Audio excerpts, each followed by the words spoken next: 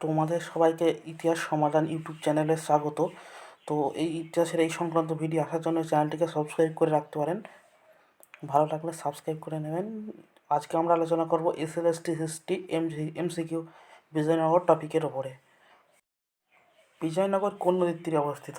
এ Kaveri, B Krishna, C Mahanadi, D Tungabhadra. তাহলে বিজয়নগর শহরটা হচ্ছে তুঙ্গভদ্রা নদীর তীরে অবস্থিত। কোন যুদ্ধের ফলে বিজয়নগর সাম্রাজ্যের পতন ঘটেছিল? এ ঘরগড়ার যুদ্ধ, বি তালিকোটার যুদ্ধ, সি পানিপথের যুদ্ধ। তাহলে এই যুদ্ধটা হবে তালিকোটার যুদ্ধের ফলে বিজয়নগরের পতন ঘটেছিল, যেটা যে তালিকোটার যুদ্ধ 1565 সালে হয়েছিল। বিজয়নগর সাম্রাজ্যের শ্রেষ্ঠ শাসক কে ছিলেন? বিজয়নগর সাম্রাজ্যের শ্রেষ্ঠ শাসক ছিলেন A Krishnadeva Raya, B Narasimha, C Ramaraya, D Sadashiva Raya. তো উত্তর হবে কৃষ্ণদেব রায়। বিজয়নগর সাম্রাজ্যের ধ্বংসাবশেষের নিদর্শন কোথায় পাওয়া গেছে? A Bijapur, B Baroda, C Hampi, D Golconda. তো বিজয়নগর সাম্রাজ্যের ধ্বংসাবশেষের নিদর্শন পাওয়া গেছে হাম্পিতে।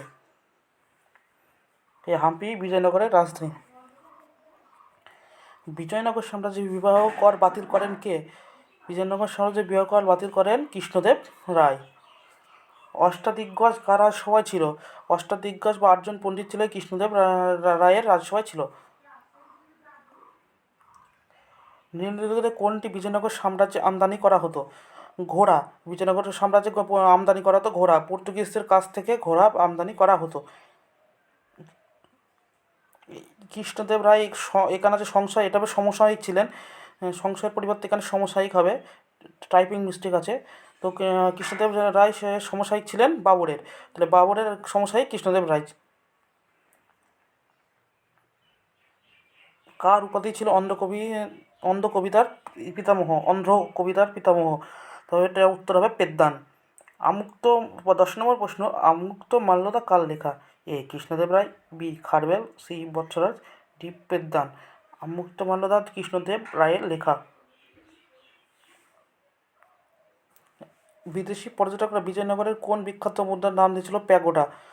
এই প্রশ্নটি WBCS মেন 2018-তে এসেছিল। তো এই বরাহকে বিদেশি পর্যটকরা নাম দিয়েছিল প্যাগোডা।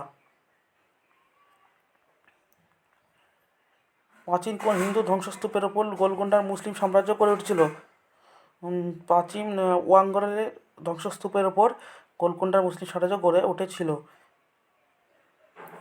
নিকেলো ডি কন্টি একজন ইতালীয় পর্যটক এসেছিলেন, যার রাজত্বকালে প্রথম দেবরায়ের রাজত্বকালে নিকেলো ডি কন্টি এসেছিলেন।